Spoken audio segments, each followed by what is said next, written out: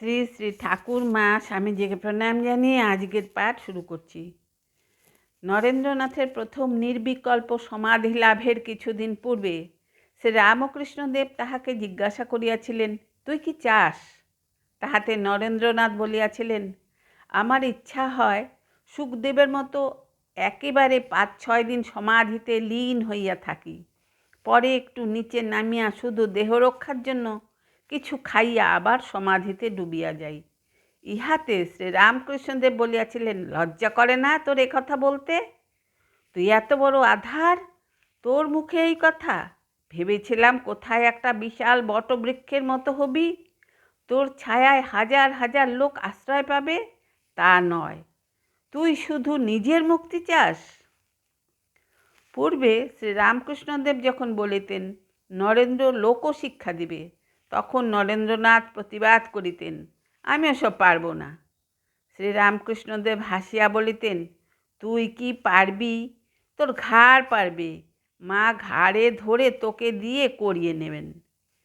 শ্রীরামকৃষ্ণের ইচ্ছা মতো মায়ের কাজে নরেন্দ্রনাথ কতখানি মন প্রাণ ঢালিয়া দিয়াছিলেন তাহা বোঝা যায় তাহার পরবর্তীকালের 2-1টি কথা হইতেই। প্রথমটি, আমার মুক্তির বাপ নির্বংশ হোক, মানুষের দুঃখ কষ্ট নিবারণের জন্য প্রয়োজন হইলে আমি 1,00,000 বার নরকে যাইতে প্রস্তুত। দ্বিতীয়টি, দাস তব প্রস্তুত সতত সাধিতে তোমার কাজ।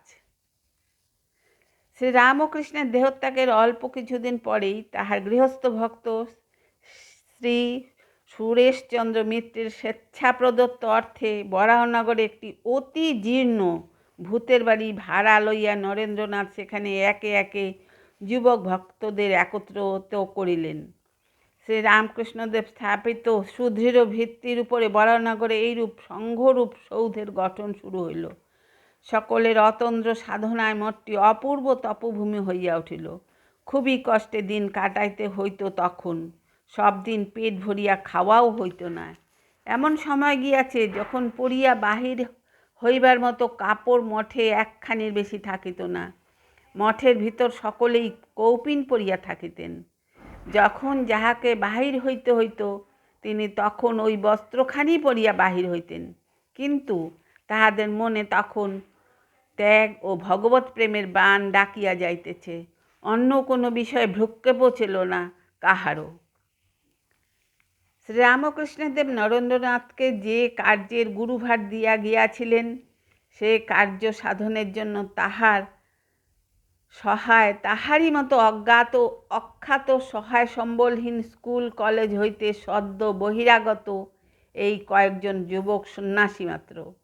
কিন্তু শ্রীরামকৃষ্ণদেব সঙ্গে রহিয়াছেন, এই বিশ্বাস অটুট রাখিয়া নিজের চির অপরাজেয় ইচ্ছাশক্তি ও চির জাগ্রত আত্মবিশ্বাস সম্বল করিয়া আরব্ধ কর্মের পথে এই বীর সন্ন্যাসী অগ্রসর হইলেন।